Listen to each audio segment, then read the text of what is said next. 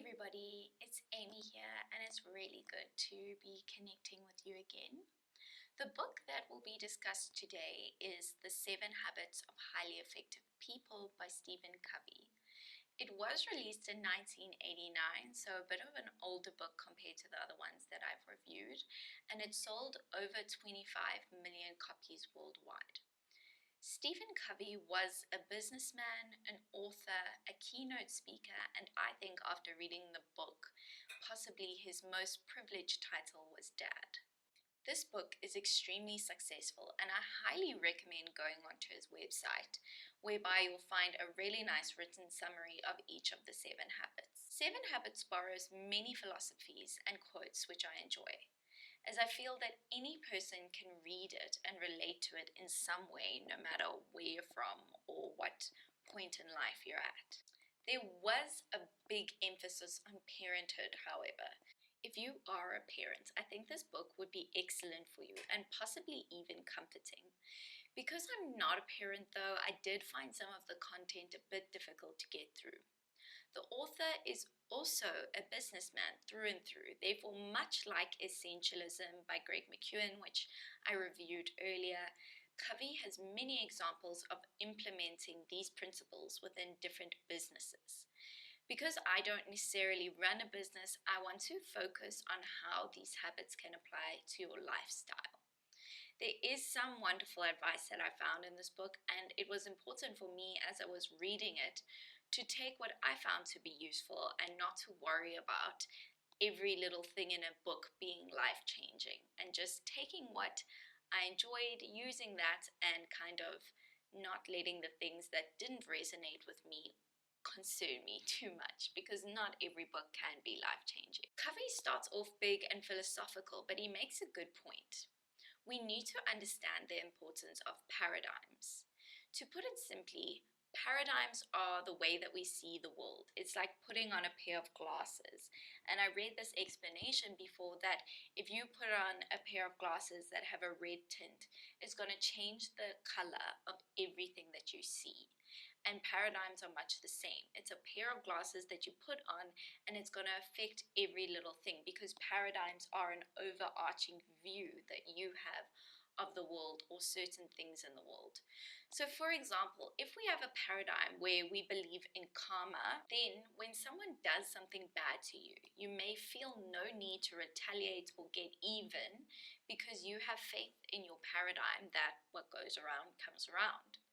Through this example, you can see that our paradigm affects the way that we act. So if we want to be more kind, for example, if we want that to be a paradigm that we live by, we may find it very challenging if we have a conflicting paradigm of don't be vulnerable or soft, because people will take advantage of you. I challenge you to try and bring your paradigms to the surface. You could have different paradigms.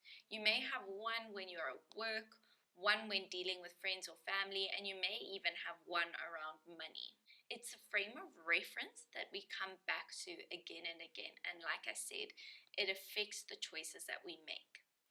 But our paradigms can be helpful or unhelpful. So if you uncover a paradigm that may have held you back, consider where that paradigm came from and how you can work to unlearn it or relearn a paradigm that would be more helpful for you.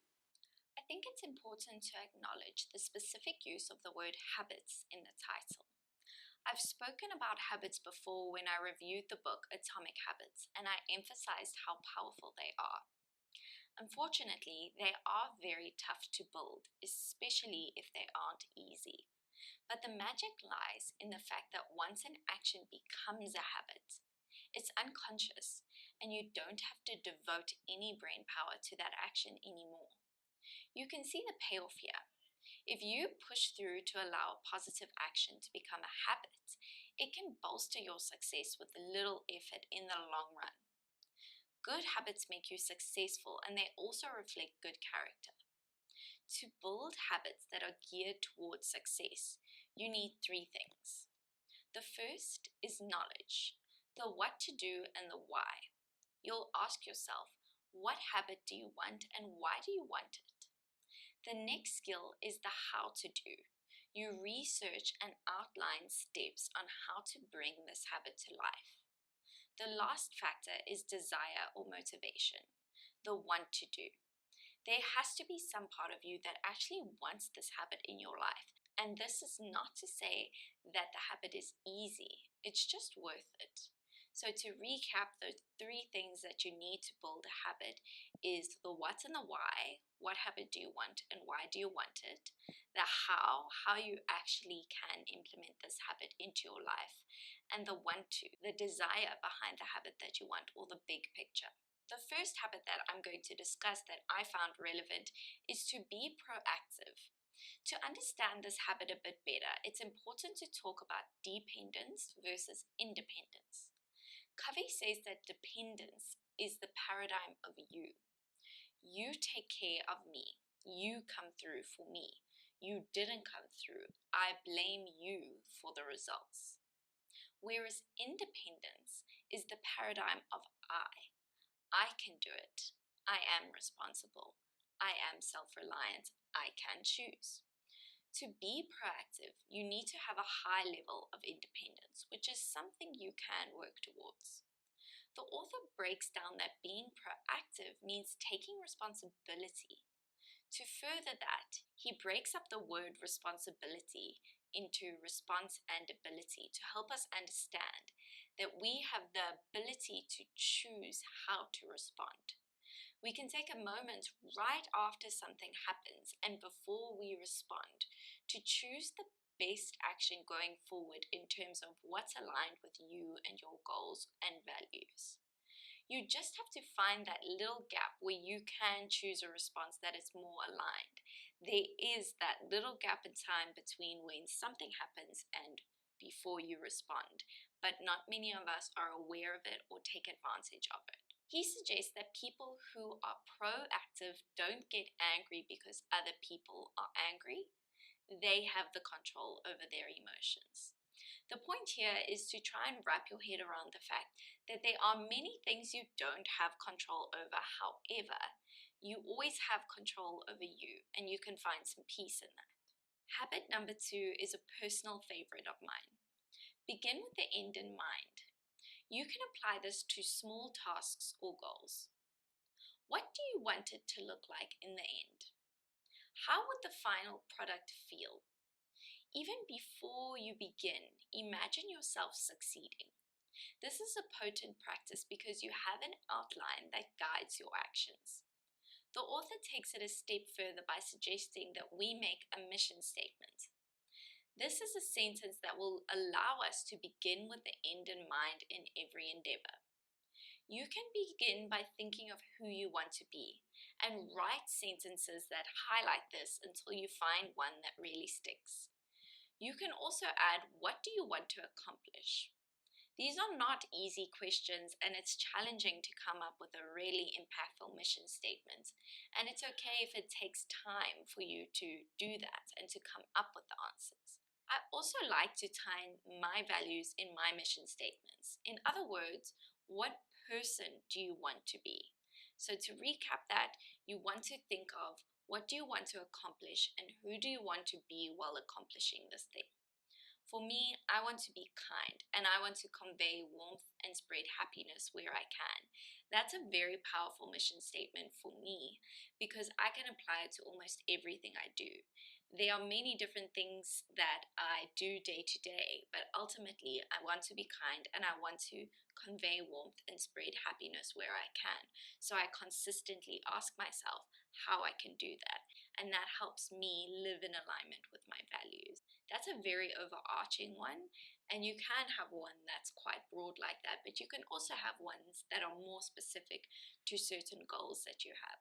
Your mission statement or statements can act as a guide. Always come back to it and let it remind you how you should act in day-to-day life. It might help you make decisions where you can check and see that you're always aligned with your purpose or what's important to you. Once you know your purpose or purposes in different aspects of your life, it gives you a sense of strength when you need it most. When others are lost and giving up, you're focused and moving. This is well outlined by the quote in the book: "The successful person has the habit of doing things that failures don't like to do." He observes further, the successful don't like doing these things necessarily, but their disliking is subordinated to the strength of their purpose. And I really like this, and maybe to break it down a bit more, if we can use a habit of exercising. If you don't have a strong purpose behind why you exercise, it's very easy to give it up. It's very easy to stop, because there's going to be cold winter mornings where you don't want to wake up and exercise. So that's going to be a roadblock enough that you stop exercising or you stop getting into the habit. But if you have a deep sense of purpose of why you want to exercise, to feel strong, to feel healthy, to be energetic, that is the thing that you go to that gets you out of bed, that keeps you going longer. And it's not that it's easy to get up and get out of bed, it's just that your purpose is stronger than the little roadblocks that could come in your way. The third habit is to put first things first. This is excellent for productivity. Learning to prioritize is a very necessary skill to build. When we look at our schedules or our to-do list of the day, everything can seem a bit overwhelming, but try to ask yourself, what do you absolutely need to accomplish by the end of the day? If that question is not helpful for you, or it doesn't show you activities that are more or less important, you could ask yourself, what is the most difficult thing on this list for me to do? Start with the most time-consuming tasks, as all of the tasks after that one or those ones will feel slightly easier, and you will never fall prey to procrastination. Always consider as well how you can prioritize.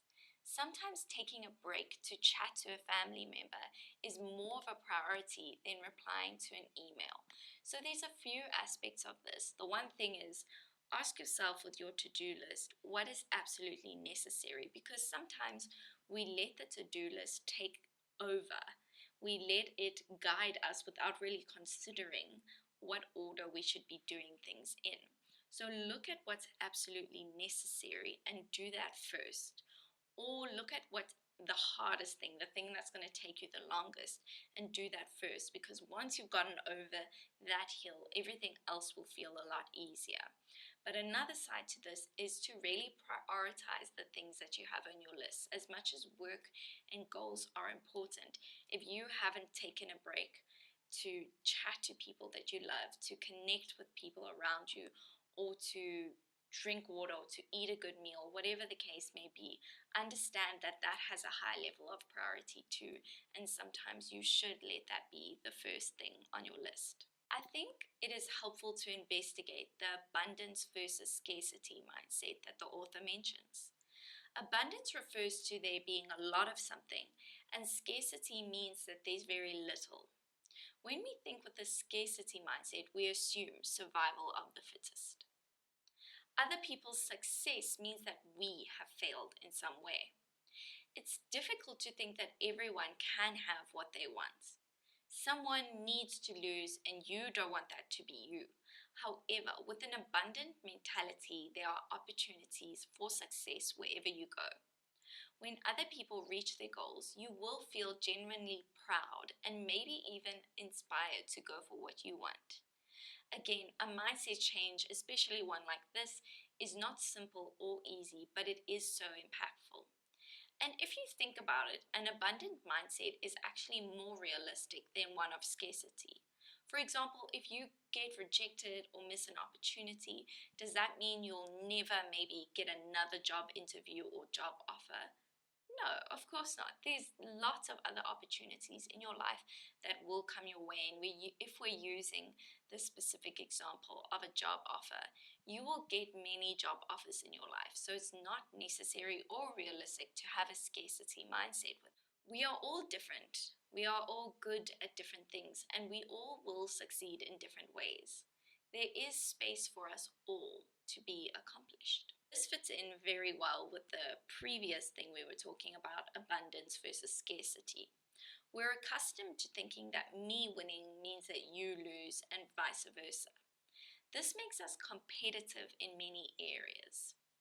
The author says that win-win is based on the paradigm that there's plenty for everybody, that one person's success is not achieved at the expense or exclusion of the success of others. Therefore, you can win and so can the other person. There can be a solution or an option that's beneficial to both sides. This fits in well with the habit, seek first to understand and then be understood. We are often not very good listeners. We listen to respond, and in many cases, this leads to problems in communicating. Instead of just listening to see what you can get out of it, the author posits that we listen empathetically. This is where you rephrase what someone is saying and also understand the feeling that may or may not underlie their statement. For example, if your friend comes to you and says, "You're always busy and you never have enough time for me," instead of getting defensive, say, "What you're saying is that I work a lot and this makes you unhappy." They'll feel calm when they feel understood by you, and the conversation will be a lot more productive if both sides aren't getting super defensive. The last habit is one that I'd heard of a lot, but I'd never really taken the time to read about it and understand what it actually means. And I was so pleasantly surprised to find the meaning behind it and how you can implement it into your life. It's the saying that has become quite popular, at least for me anyway: sharpen your saw. In other words, make sure you look after yourself so that you always feel full and capable. He says that you can look after your body and mind by focusing on 4 areas, namely the physical, the spiritual, the socio-emotional, and the mental. The physical is fairly straightforward. Don't neglect your body. Make time to move and work on cultivating a mind-body connection. The spiritual can be what you want it to be. It's about connecting to something that's bigger than you. And what that means to you is totally personal. You could think of it as a time for meditation. Being able to connect with a higher version of yourself when you are silent and calm can definitely be a spiritual practice. The socio-emotional factor refers to staying connected with friends and family. Make time to visit friends or have outings with loved ones. Quality time is priceless and it will keep you feeling full. You could also take this a step further by joining a club. It's all about the sense of connection. The fourth one is mental. When we leave school, we sometimes think that the learning is over, but it's not. Spend some time doing something that's mentally stimulating, or take the time to learn something that actually makes you curious. Always give you honest feedback. This book is very widely spoken about, and while I do think it has some great wisdom to it, it's not up there with the most life-changing books I've ever read. I think the author comes from a place of being a parent and a businessman, both of which I'm not. So it's sometimes difficult to connect with content. However, I can appreciate a lot of his advice, and I especially like the emphasis on looking after your body and your mind. While he has a very economic mindset, I'll leave you with a quote by Covey that I really like and that has really stuck with me. Your economic security does not lie in your job. It lies in your own power to produce, to think, to learn, to create, to adapt. That's true financial independence. So while I didn't find this a hugely life-changing book for me, a lot of the habits that he mentioned were super helpful and are things that I do draw on daily. And I think that was a great lesson for me to learn, that you can get really helpful nuggets from books, even though it might not go up on the top 3 of the best books you've ever read in the self-development world. I hope that you find this helpful. Please do share your thoughts with me. I really do like connecting with you, and I'll see you in the next video.